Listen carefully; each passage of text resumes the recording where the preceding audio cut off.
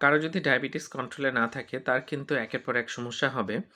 আমরা প্রায় কিন্তু ফাঙ্গাল ইনফেকশন দেখতে পাই এবং ডায়াবেটিস হলে রোগ প্রতিরোধ ক্ষমতা কমে যায়। সুতরাং ফাঙ্গাল ইনফেকশন বেশি হয়। বারবার তার কিন্তু গলায় ইনফেকশন হয়, গলা ব্যথা করে, কাশি হয়, এরকম বিভিন্ন সমস্যা থাকে। বারবার প্রস্রাবে ইনফেকশন হয়। আমরা দেখি যে বারবার প্রস্রাবে ইনফেকশন হচ্ছে। নিউমোনিয়া হওয়ার চান্স অনেক বেশি বেড়ে যায়। এছাড়া যার যক্ষ্মা আছে তার কিন্তু টিবি বা যক্ষ্মা হওয়ার চান্স বাড়ে, নিউমোনিয়া হওয়ার চান্স বাড়ে। বিভিন্ন রকম যে ইনফেকশন আছে এবং জটিল যে ইনফেকশন আছে, ডায়াবেটিস কন্ট্রোলে না থাকলে কিন্তু সবগুলোই হতে পারে। সুতরাং ডায়াবেটিস কন্ট্রোলে রাখতেই হবে। মাঝে ডাক্তার দেখাবেন এবং ওষুধ কখনো বন্ধ করবেন না। এছাড়া খাবার-দাবার বা মিষ্টি জাতীয় খাবার এগুলো কম খাবেন। চিনি জাতীয় খাবার, মধু এই টাইপের খাবার কিন্তু কম খেতে হবে।